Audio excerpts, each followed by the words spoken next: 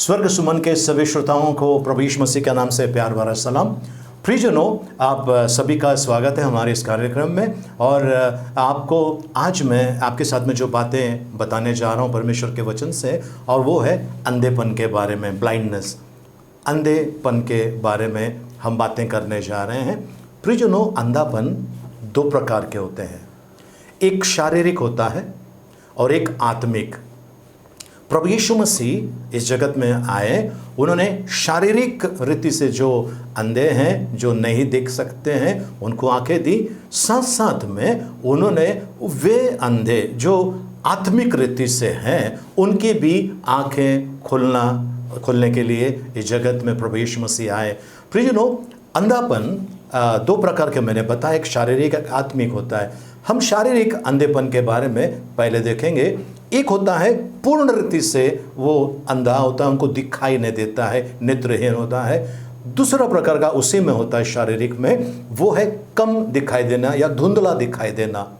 तीसरा उसमें एक अंधापन ये भी है कि उनको रंग दिखाई नहीं देता है, कलर दिखाई नहीं देता है। चौथा एक होता है वो उनको अंधेरे में कुछ भी दिखाई नहीं देता है, बिल्कुल दिखाई नहीं देता है, नाइट ब्लाइंडनेस बोलते हैं। वैसे ही प्रियजनों, आत्मिक रीति में भी है। आत्मिक रीति में कुछ लोग ऐसे होते हैं जिनको परमेश्वर या परमेश्वर की बातें बिल्कुल दिखाई नहीं देती है। दूसरा चीज़ है, कुछ लोगों को जो परमेश्वर की बातें हैं आधी अधूरी दिखाई देती है, धुंधली सी दिखाई देती है। तीसरे प्रकार का है, परमेश्वर ने दुनिया कितनी खूबसूरत बनाई जो दिखाई देता है, पर उससे भी खूबसूरत वो दुनिया है जो दिखाई नहीं देती है। बड़ी खूबसूरत परमेश्वर ने बनाई, उनके वचनों में लिखा है, वो उनके समझ में नहीं आता है, वो उनको दिखाई नहीं देता है। और एक है नाइट ब्लाइंडनेस, यानी रात्रि का जो अंधापन होता है, उनका भी वही हाल है। आत्मिक रीति के अंदर भी वहाँ पर भी प्रियजनों क्या होता है, उनको जब उनके जीवन में कुछ संकट या समस्या आ जाती है, उनको कुछ सोचता है नहीं, कुछ समझ में नहीं आता है, वो कुछ कर नहीं पाते हैं। हम परमेश्वर के वचन में चलते हैं प्रियजनों। भजन संहिता 119 अध्याय उसका 18 वचन में हम चलेंगे। मेरी आंखें खोल दे कि मैं तेरी व्यवस्था की अद्भुत बातें देख सकूं। मेरी आंखें खोल दे ताकि मैं तेरी व्यवस्था की अद्भुत या सुंदर बातें मैं उसको देख सकूं, समझ सकूं। परमेश्वर का वचन कहता है मेरी आंखें खोल दे, यानी ये व्यक्ति, इसकी आंखें हैं, इस व्यक्ति की आंखें हैं, और वो आंखें कहता है कि मेरी आत्मिक आंखें खोल दे, मेरी आत्मिक आंखें खोल दे। तो प्रियजनों, आत्मिक आंखों का मतलब ये होता है जो चीज़ें आपको समझ में नहीं आती है, जो चीज़ें आपको दिखाई नहीं देती है, परमेश्वर वो सब तैयार करके रखता है। दरिया का दो भाग करने वाला परमेश्वर आज आपके और मेरे साथ में उपस्थित है। बस समझने के लिए, जानने के लिए हमारी आत्मिक आंखें खुलना बहुत ज़रूरी है। दूसरा कुरिन्थियों उसका 4 अध्याय उसका 18 वचन, पवित्र शास्त्र बाइबल में दूसरा कुरिन्थियों उसका 4 अध्याय उसका 18 वचन में हम चलते हैं। और हम तो देखी हुई वस्तुओं को नहीं परंतु अनदेखी वस्तुओं को देखते रहते हैं, क्योंकि देखी हुई वस्तुएं थोड़े ही दिन की है परंतु अनदेखी वस्तुएं सदा बनी रहती है। हम देखी हुई वस्तुओं के ऊपर नहीं। प्रियजनों, अगर डॉक्टर ने कहा आपको कैंसर है, ये दिखाई देने वाली चीज है, पर पवित्र शास्त्र कहता है मैं अनदेखी वस्तुओं के ऊपर विश्वास रखता हूं। इसका मतलब चंगाई आपको दिखाई नहीं दे रहा है, परमेश्वर का छुटकारा आपको दिखाई नहीं दे रहा है, पर वो है और इसके अनुसार आपको चलना है। कोई आपके बारे में कितना भी बुरा कहे, वहां पर आपको ध्यान केंद्रित नहीं करना है। परमेश्वर आपके बारे में क्या कहता है। प्रियजनों, आप और मैं परमेश्वर की सुंदर अद्भुत रचना है, ऐसा परमेश्वर का वचन कहता है। सुंदर और अद्भुत रचना है। परमेश्वर ने आपको और मुझे अद्भुत रीति से निर्माण किया है। इसके लिए परमेश्वर को धन्यवाद हो, परमेश्वर की स्तुति हो। चलिए, कुछ लोग हैं प्रियजनों जो आपके और मेरे संपर्क में है।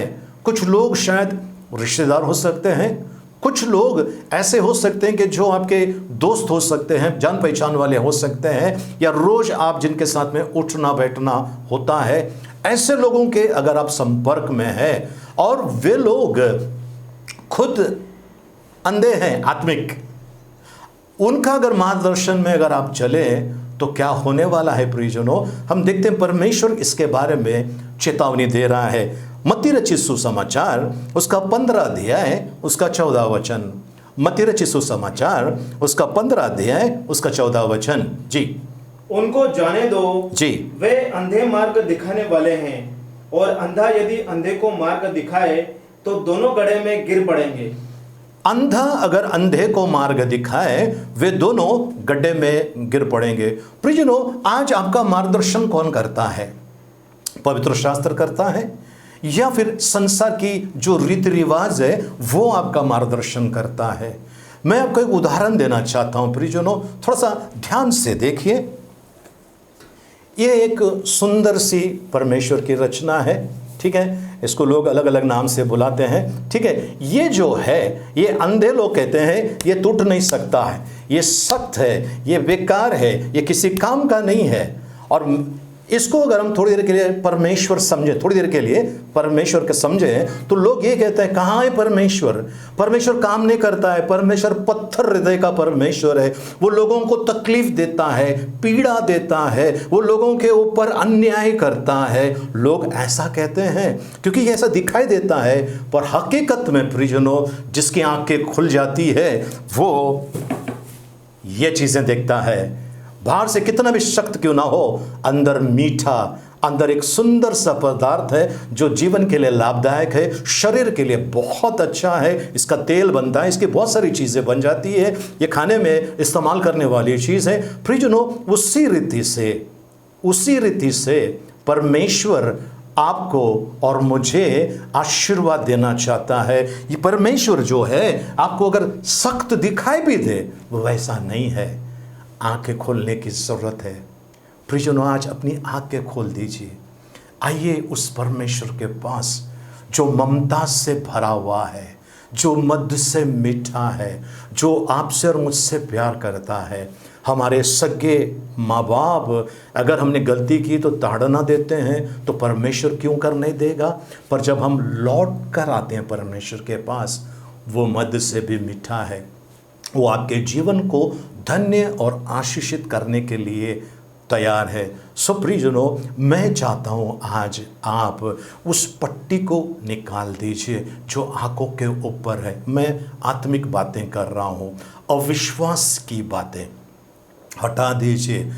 पवित्र शास्त्र बाइबल में लिखा हुआ है, हिब्रानियों की किताब उसका 11 अध्याय उसका 6 वचन में लिखा हुआ है, यदि हम परमेश्वर पर विश्वास करते हैं तो परमेश्वर विश्वास करने वालों को प्रतिफल दिए बिना नहीं रहता है। पवित्र शास्त्र में इस कदर लिखा हुआ है। जी, और विश्वास बिना उसे प्रसन्न करना अनहोना है। विश्वास के बिना परमेश्वर को प्रसन्न करना अनहोना है। जी, क्योंकि परमेश्वर के पास आने वाले को विश्वास करना चाहिए, परमेश्वर के पास आने वाले को विश्वास करना चाहिए कि वो है और अपने खोजने वालों को प्रतिफल देता है। वो प्रतिफल देता है।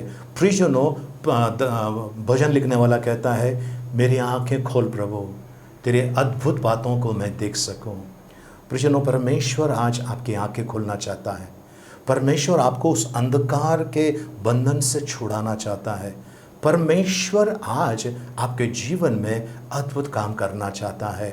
बस आपको कदम उठाना है, पहला कदम आपको उठाना है। आइए परमेश्वर के पास प्रियजनों, और वो आपके जीवन को बदल देगा, सुंदर आपको दिखाई देगा। जो परमेश्वर आपको कठोर लगता है या परमेश्वर है ही नहीं ऐसा लगता है, जिस दिन आपकी आंखें खुल जाएगी उस दिन आप कहेंगे परमेश्वर अद्भुत है, मेरा परमेश्वर जीवित है, मेरा छुड़ाने वाला जीवित है। आमीन, हालेलुया, प्रभु को धन्यवाद। आइए हम प्रार्थना करें। पवित्र पवित्र पवित्र जीवित दयालु परमेश्वर, इस समय इन जो लोग प्रभु जी, जो स्वर्ग सुमन के श्रोता जो देख रहे हैं प्रभु जी, इन सभी को आपके पवित्र और सामर्थ्य हाथों में सौंपते हैं प्रभु। इनकी जो भी ज़रूरत है प्रभु जी वो आपके हवाले करते हैं प्रभु जी। इनके ऊपर जो भी अंधकार का बंधन है उससे तोड़ देते हैं यीशु मसीह के नाम से।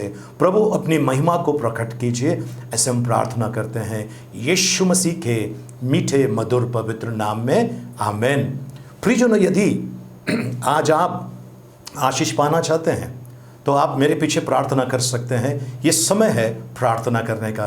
तैयार हैं? आइए अपने आंखों को बंद करें और मेरे पीछे बोलिए, पिता परमेश्वर, मैं आज अपने आप को आपके हवाले करता हूं।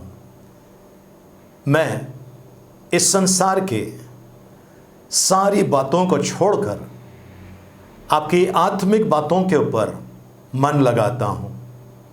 मेरा शरीर, प्राण, आत्मा का ताबा मैं आपको देता हूं।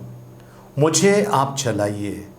आपके वचनों के अंदर जो अद्भुत बातें हैं वो देखने के लिए मेरी आंखें खोल दीजिए। आज से मैं अपने आप को पूर्ण रीति से आपके हवाले करता हूं, यीशु मसीह के पवित्र नाम में, आमीन, आमीन। आइए मां के आशीर्वाद के लिए प्रार्थना करें। अब पिता परमेश्वर का प्रेम, प्रभु यीशु मसीह का अनुग्रह और पवित्र आत्मा की सहभागिता अब से लेकर सदा तक हम सब के साथ में बनी रहे, आमीन।